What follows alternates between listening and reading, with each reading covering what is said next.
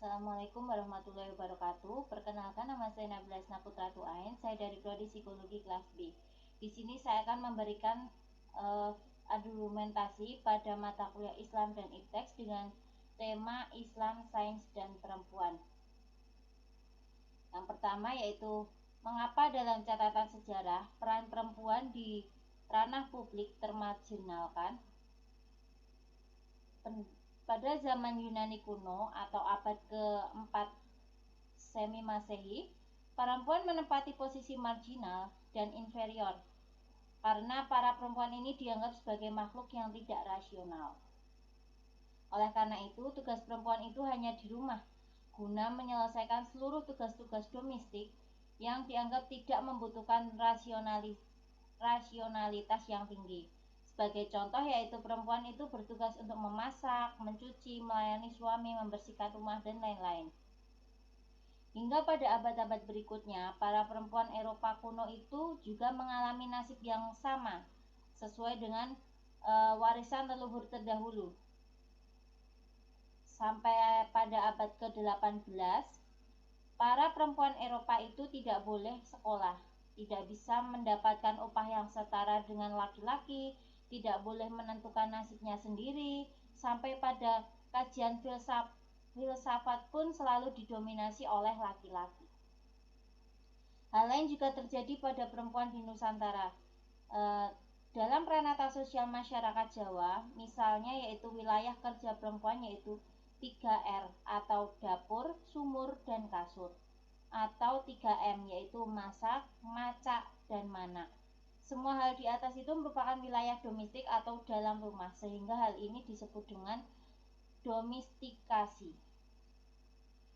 Yang kedua yaitu bagaimana pendapat Anda tentang perempuan di era kekinian, khususnya dalam mengembangkan sains. Perempuan pada era kekinian itu memiliki peranan yang sangat penting dalam pengembangan sains dan hal ini tidak dapat diabaikan. Menurut hasil dari Europe Technology Assessment Network atau ITEN pada tahun 2001 melaporkan bahwa terdapat catatan hanya kurang dari 7% ilmuwan perempuan yang meraih gelar profesor, 5% sebagai anggota akademis, dan sangat sedikit yang memegang jabatan pada tingkat yang lebih senior.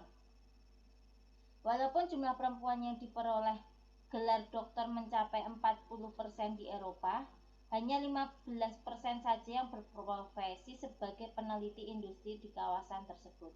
Sehingga dapat disimpulkan bahwa semua orang, baik laki-laki ataupun perempuan, itu mampu mengembangkan sains, asalkan dari dirinya itu mampu dan optimis untuk mendapatkan untuk dapat meraih kesetaraan antara kaum laki-laki dan perempuan. Yang ketiga yaitu bagaimana caranya agar kaum perempuan itu dapat bersaing dengan kaum pria di ranah publik.